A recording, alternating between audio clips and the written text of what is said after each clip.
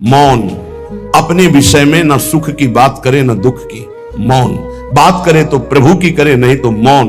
मान लीजिए अगर ये मौन आप धारण कर लेंगे तो निकल जाएंगे माया से, नहीं तो किसी की निंदा कर देंगे, किसी का ऐसा कटु वचन बोल देंगे, परुख वचन बोल देंगे, भजन छीण हो जाएगा, भजन करने की वृत्ति नष्ट हो जाएगी। सैकड़ों लोगों के प्रश्न है कि पहले भजन अच्छा होता था, अब नहीं होता।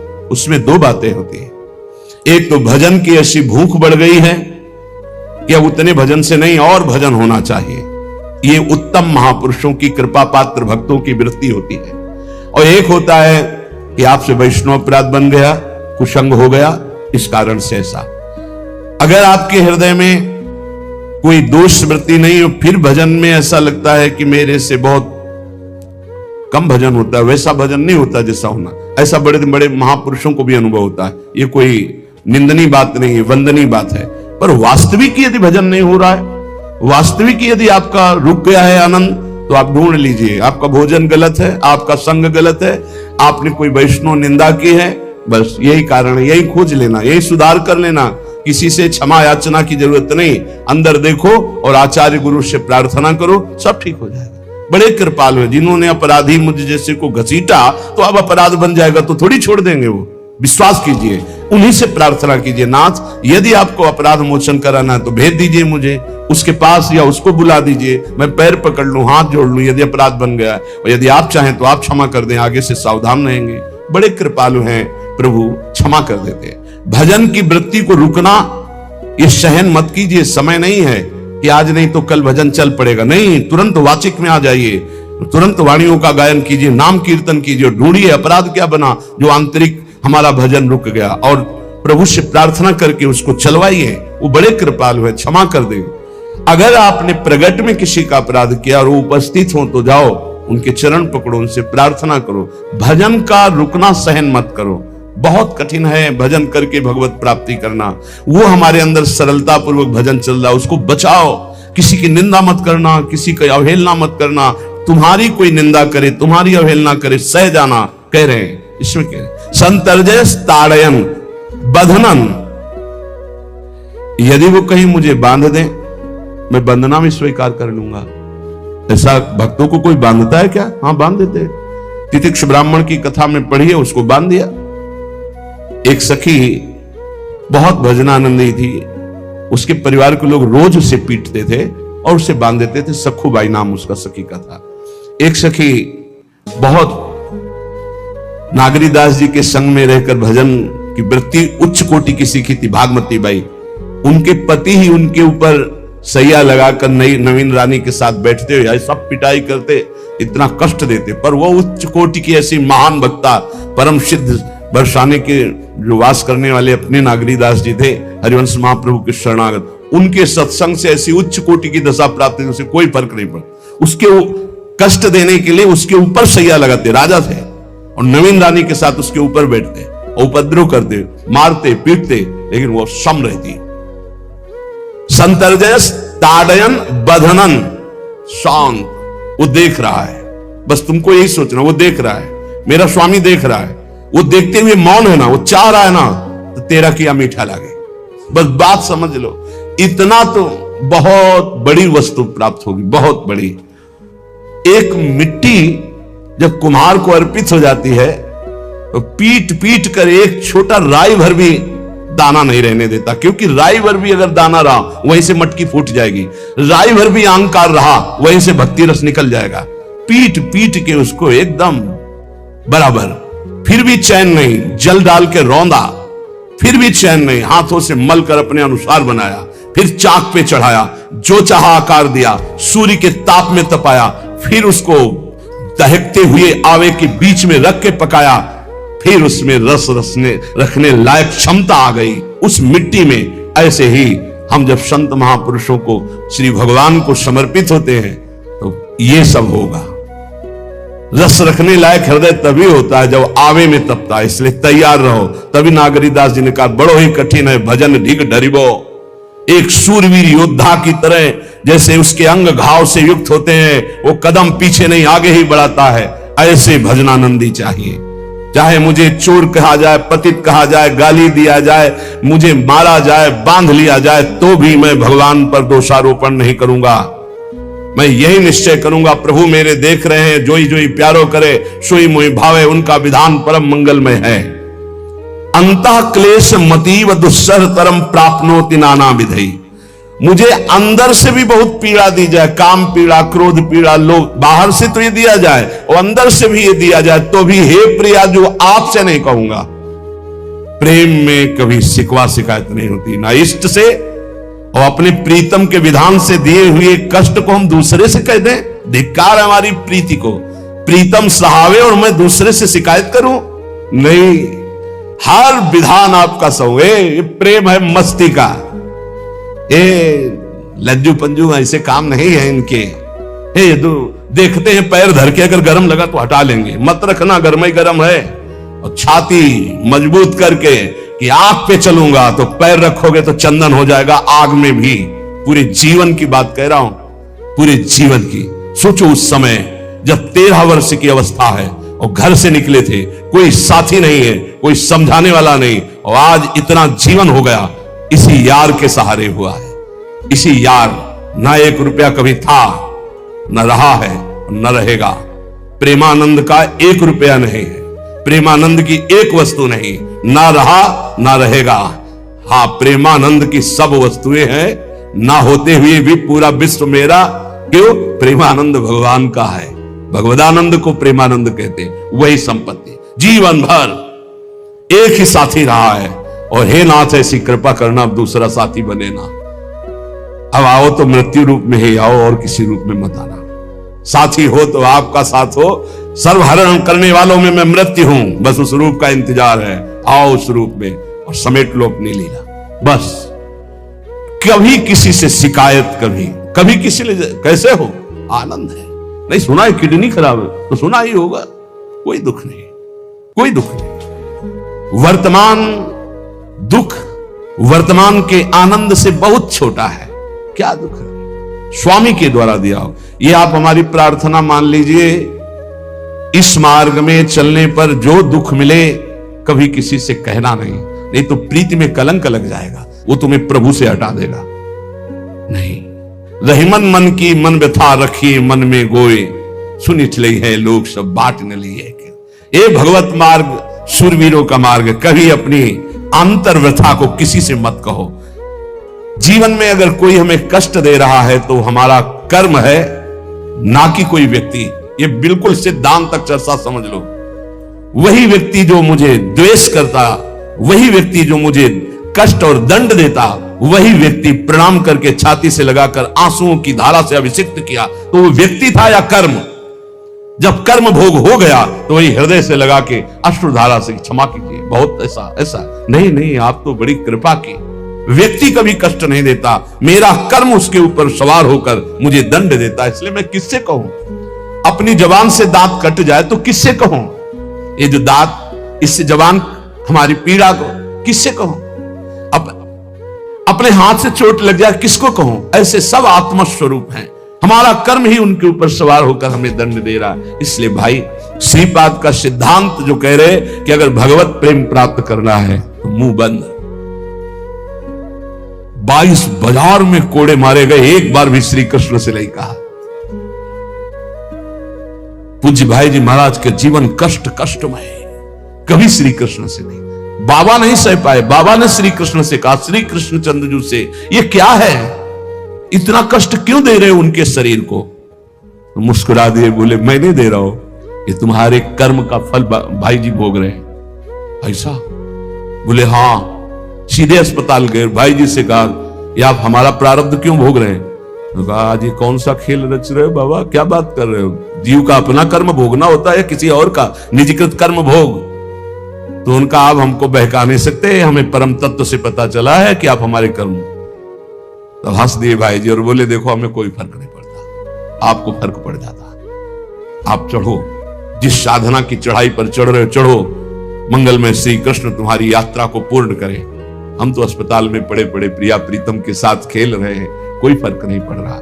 ये बड़े महापुरुषों ने अपने कष्ट की तो बात जाने दो, दूसरों के कष्टों को लेकर भोगाए। हम जरा सा कष्ट आ जाए तो बोले हमारी अंदर श्रद्धा थी अब खत्म हो रही क्योंकि कष्ट आने लगा। उसमें भगवान का क्या दोष है?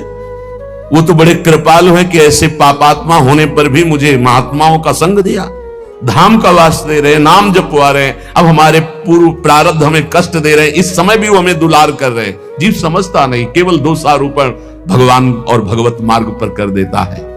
इसलिए उपासक को अंतः क्लेशमतीव दुस्सहतरम, ये जो आप काम क्रोध से जल रहे हो ना, ये तपस्या है, इसका बहुत बड़ा लाभ मिलेगा। और अगर भोग रहे हो ना, गिर रहे हो, पतित हो रहे हो, तो वो सुख नहीं, वो शांति नहीं, वो विश्राम नहीं है। तो एक बात ध्यान रखना, इस शब्द को याद रखना। ऐसे रहने पर भी हमारे द्वारा जो भी वो हमारे स्वामी ऐसे लेते हैं, जन अवगुण प्रभु मान न काऊ, दीन बंधु अति मृदुल स्वभाव।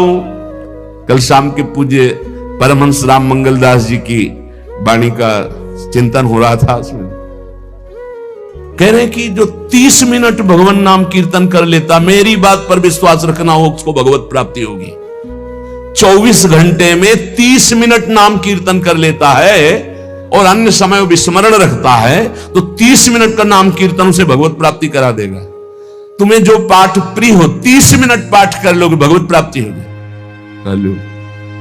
बहुत पहुंचे हुए महापुरुष जिनके चरणों में अपार श्रद्धा है, आप लोग तो रात दिन लगे, आपको भगवत प्राप्ति नहीं होगी। चूक हो जाएगी तो जन अवगुण प्रभु मान न काऊ, दीन बंधु अति मृदुल स्वभाव। अग्नि की ज्वाला के समीप रुई का पहाड़ कितनी देर टिकेगा? कितनी देर टिकेगा? उसके ताप में झुलस जाएगा। ये अग्नि की ज्वाला है भगवान नाम कीर्तन, भगवत यश गुणगान। तो जैसे किसी को लगे कि वो नाम जब भी करता है वो रुचि पूर्वक पाप करता है, असंभव। नाम जापक रुचि पूर्वक पाप कर ही नहीं सकता, उसका हृदय जलेगा पक्का। आप जप करके देख लीजिए, आप जप कीजिए नाम और फिर आपसे पाप जब बनेगा तो आप फिर हालत अपनी देख लीजिएगा, बार बार हृदय जलेगा, नहीं नहीं नहीं। तो एक दिन वो नहीं सिद्ध हो जाएगा और आप निर्विकार हो जाएंगे। इसलिए अंतः क्लेश, अगर बुद्धि मतीव अति अंदर क्लेश आ रहा है, कभी काम आ रहा है, कभी क्रोध आ रहा है, कभी लोभ आ रहा है, कभी मोह आ रहा है, ये आता रहेगा जब तक भगवत साक्षात्कार नहीं होगा। ऐसा मत समझो कि 2-4 महीने जप करेंगे तो हम सिद्ध हो जाएंगे, ये आता रहेगा। ये बहुत भागवतिक शक्ति से संपन्न है विकार, कोई साधारण नहीं है कि तुम माला जपोगे वो नहीं आएगा। माला जपते समय ही आएगा वो। ये भागवतिक शक्ति से संपन्न, काम क्रोध लोभ मोह तब त्रिभुवन को परास्त कर रहे हैं। ये भगवान के पावर से शक्तिमान है। तुम्हारा अहंकार जब गलित हो जाएगा तो इनका आना ही बंद हो जाएगा। जब तक अहंकार रहेगा तब तक ये आते रहेंगे। तो जो तुम्हारे अंदर जलन हो रही, मत कहो किसी से, सह जाओ, यही तपस्या हो जाएगी, यही भगवान की प्राप्ति का हेतु हो जाएगा। प्रभु के लिए थोड़ा कष्ट सहकर आप आगे बढ़कर देखिए वो कितना आपको प्यार देते हैं। यही कष्ट सहना है, आंतरिक विकारों को सहना, बाहरी प्रहारों को सहना, कभी किसी से ना कहना, ये भक्तों का स्वभाव। मौन, इसीलिए वाणी से मौन, कुछ ना बोलना। हमने एक संत भगवान को देखा है, ये 22-23 वर्ष पहले वृंदावन में कच्चा मार्ग था, एक बोरा रखते थे, ऐसे पागलों जैसा भेष था। तो जब रात्रि के 11 बजे वापस यमुना किनारे से प्रसाद पाके यमुना किनारे गए, यमुना किनारे से जब लौटते थे उनको देखते थे अकेले वो बैठे, उनकी मुद्रा देख के लगता था भगवदानंद में डूबे हुए। नजदीक बैठे, बोरा उठाया, चल दिया। पीछा छोड़ने वाले थे नहीं, पीछे तो उनका क्या बात है, क्यों पीछे? अब संत वेश हमारा भी तो मर्यादा से ही बोलेंगे, कुछ नहीं, केवल जानना चाहते हैं आपको। तो कालीदय की इधर एक तमाल का पेड़, जो श्वेत रंग का एक वृक्ष है, उसका मुझे नाम नहीं याद आ, गुलर जैसा, और वो तमाल में लिपटा हो, अब भी है। दाहिनी तरफ है ये जो खाली जगह पड़ी ऊंची, जो अपने दाहिनी तरफ बर्फ फैक्ट्री के आगे जाते हैं, उसी के नीचे बैठे। तो हमने पूछा आपकी स्थिति देखकर मुझे लगता है आप हर समय भगवदानंद में डूबे रहते हैं, तो जब लगता है तो प्रश्न क्यों करते हैं?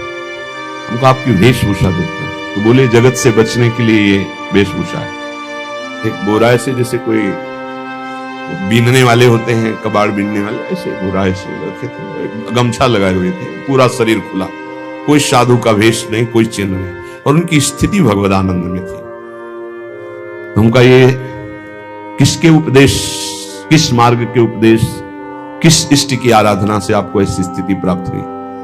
बोले प्रथम पूज्य श्री स्वामी राम सुखदास जी महाराज का सत्संग हुआ, इष्ट देव श्री कृष्ण, इष्ट ग्रंथ गीता, उसी की कृपा से मुझे ऐसा, मैं भारत के हर तीर्थों में वास करता हूं, भ्रमण करता हूं, असंग रहता हूं, और यही वेशभूषा है बड़ा अंदर से। तो भोजन प्रारब्धवशात जो सामने आ जाता है उसे पा लेता हूं, नहीं आता भूखा रहता हूं।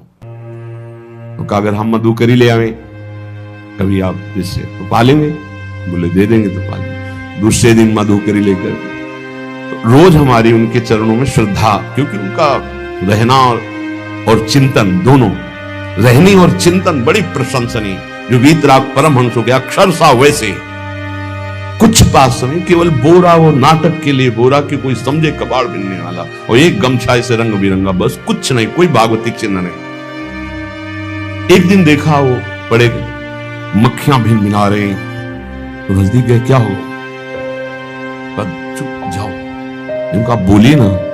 बोले वमन और शौच दोनों हो रही है, शरीर बिगड़ गया, तो हमका औषधि के लिए हम व्यवस्था, बोले इसलिए कह रहा हूं आप बच जाइए। हमका हमें बता तो दीजिए क्यों नहीं? तो बोले आया हुआ प्रारब्ध है, इसको हंस के भोगना है। ऐसे कोने में साइड में ऐसे पेड़ के किनारे पड़े, 2-4-10 दिन जो भी व्यवस्था उनकी बनी, फिर वो हमको दर्शन नहीं मिले, अन्य तीर्थों में चले गए होंगे। ऐसा महापुरुष, क्या हम अपने शरीर को इतना प्यार करें कि भगवान से श्रद्धा हो जाए, भक्ति मार्ग में हम लड़खड़ा जाए, फिर सत्संगी किस बात का? ये पक्का समझ लीजिए, ये जो भगवत मार्ग है ये शूरवीरता का मार्ग है, सहन करने का मार्ग है। जितने भी महापुरुषों के चरित्र हैं आप पढ़ करके देख लीजिए, भगवान के चरित्र से भी ज्यादा लाभ भक्त चरित्र सुनने से इसलिए होता है कि हमको लगता है कि हमारे जैसा जन्म लेकर इतना कष्ट सहकर इस ऊंचाई पर पहुंचे, ये बड़ी बात है कि वो जीवत्व से हमारी तरह पैदा होकर ईश्वत्व को जाता है। इसलिए भक्त चरित्र में विशेष बल हमको प्राप्त होता है। क्या क्या कष्ट सहते, और आप खुद देख लीजिए, आपको जितना कष्ट है उससे बड़ा सुख है कि नहीं, अंदर देख लीजिएगा तो इसी से अनुमान लगा लीजिए, जितना बड़ा कष्ट उससे कई गुना बड़ा सुख भगवान देते हैं, तभी वो उनका यश गाते रहते हैं। ऐसे थोड़ी होता है कि हमारे भगवान का हम भजन करते, हमारे साथ न्याय नहीं हुआ। न्याय तो सही बात नहीं हुआ, नहीं तो तुम्हारी दुर्गति हो जाती। सही बात में उन्होंने न्याय नहीं किया, पक्षपात किया है तुम्हारा। अगर वो सही न्याय करते तो ईमानदारी से कहते हैं, केवल नरक के कीड़ा ही बनना पड़ता और कुछ नहीं है। खूब देख लो, डबल चेहरा होता है, एक सामने का चेहरा देख रहे हो और एक एकांत का चेहरा होता है, डबल चेहरा होता है। और भगवान डबल रखो चाहे तिबल, सब देखते हैं। सब हम बैठे हुए देख लो ईमानदारी से वृंदावन की भूमि में, एक चेहरा है जय श्री राधे, और एक चेहरा है जो राक्षस है अंदर बैठा। देख लो, अंदर देख लो, बिल्कुल इस समय सीसी कैमरे में हो, अंदर देख लो, एक राक्षस बैठा है, और उस राक्षस ने जो जो करवाया आप लिखो रजिस्टर में, तुम्हें याद है जितना, और इसके बाद आप न्यायाधीश बनो, फिर आपकी क्या दुर्गति होती उसका। इससे ऐसे होता है, हे प्रभु तभी त्राहिमाम मचता है, तब उनकी कृपा नजर आती है कि बोले भगवान ने न्याय नहीं किया। हम कहते सच्ची बात तुम कह रहे हो प्यारे, न्याय नहीं किया इसीलिए बचे हुए हो। अगर वो न्याय कर देता, पक्षपात न लेता तुम्हारा, तब तुम्हारे होश उड़ते, चाहे जो कोई हो, अपना रजिस्टर जांच के देख लो। इसलिए कहते हैं कि सबकी जीवनी शुक्ल पक्ष की लिखी जाती है, कृष्ण पक्ष की तो केवल उसी की छाती जानती, दूसरा नहीं। हृदय में जितने विकार, हृदय में जितना अंधकार, हृदय में जितना कूड़ा करकट, वो तो हम जानते हैं कि हमारी स्वामिनी की कृपा ने कितना निर्मल किया है। तब उनकी स्वामिनी जू मुझ जैसे अपराधी के अपराधों का विस्मरण करके आप ऐसी कृपा, तो आपको लगता है कि संतों की एक दैन्य भाषा होती है। नहीं, ईमानदारी से संत कभी झूठ नहीं बोलते। जैसे कह रहे कि मौसम कौन कुटिल खलकामी, तो अंतर ये होता है कि आंख में जैसे थोड़ा पड़े तो बहुत बुरा लगता है, और पीठ में इतना बड़ा तिनका चला जाए तो कुछ समझ में नहीं आता। संतों का हृदय आंख जैसा होता है, थोड़ी सी भी गलती में हाय हाय मच जाता है, धिक्कार है तुम्हारे जीवन को, अपने को तुम क्या समझते हो, क्या है तुम्हारे अंदर विचार। और जो मलिन अंतःकरण वाला था, भारी भारी पाप करके भी उसको पश्चाताप नहीं होता। संत जनों को एक पाप की जरा सी वृत्ति की आभास स्फुरणा, वो पूरा पाप नजर आने लगता है उनको, क्योंकि इतना